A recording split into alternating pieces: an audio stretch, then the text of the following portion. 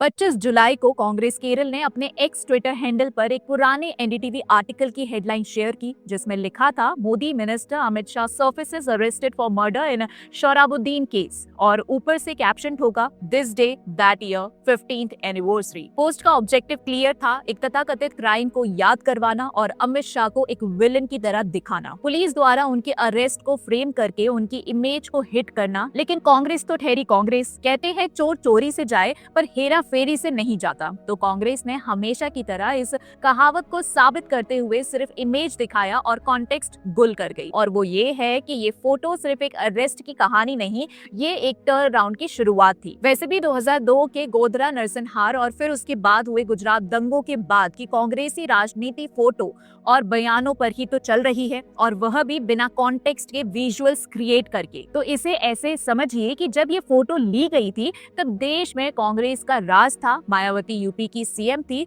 और हर तरफ अफरा तफरी का माहौल था। कश्मीर में रोज पत्थरबाजी होती थी, नक्सल 150 से ज्यादा डिस्ट्रिक्ट्स पर राज कर रहे थे और कांग्रेस लोकसभा में 200 प्लस सीट्स के साथ खुद को भारत का भाग्य विधाता समझते हुए पावर में मद मस्त थी। इस माहौल में अमित शाह एक लीगल बैटल से गुजरे, जेल गए और हर लीगल प्रोसेस का सामना किया। किसी भी तरह से पावर का मिसयूज नहीं, कोई सिस्टम का मैनिपुलेशन नहीं और पूरा कानूनी प्रोसेस फॉलो हुआ। लेकिन इस फोटो के बाद क्या हुआ वो ज्यादा इंपॉर्टेंट है। सिर्फ 3 साल बाद 2013 में अमित शाह लखनऊ में quietly scripting one of the biggest political comebacks in Indian history. 2014 के इलेक्शंस में बीजेपी ने यूपी की 80 में से 71 सीट जीत ली, एक ऐसा रिजल्ट जिसमें अमित शाह का स्ट्रेटेजिक ब्रिलियंस सबको दिख गया।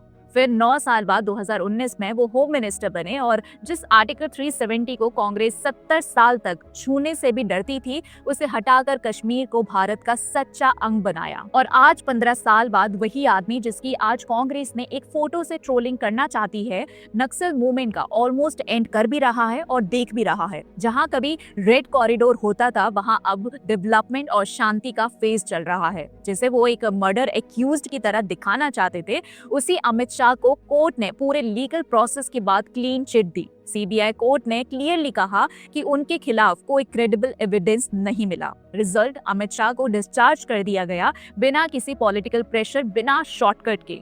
और सबसे बड़ी बात, अमित शाह ने सिस्टम का सामना किया, जेल गए, कोर्ट में खड़े रहे, लेकिन कभी अपनी पार्टी या कुर्सी के पीछे नहीं छुपे। कभी उनकी पार्टी या उनके समर्थकों ने उनके लिए चक्का जाम नहीं किया। कभी वो सिस्टम के अगेंस्ट नहीं चले, सिस्टम के थ्रू अपनी सच्चाई साबित की और भी ज्यादा मजबूत बनकर निकले।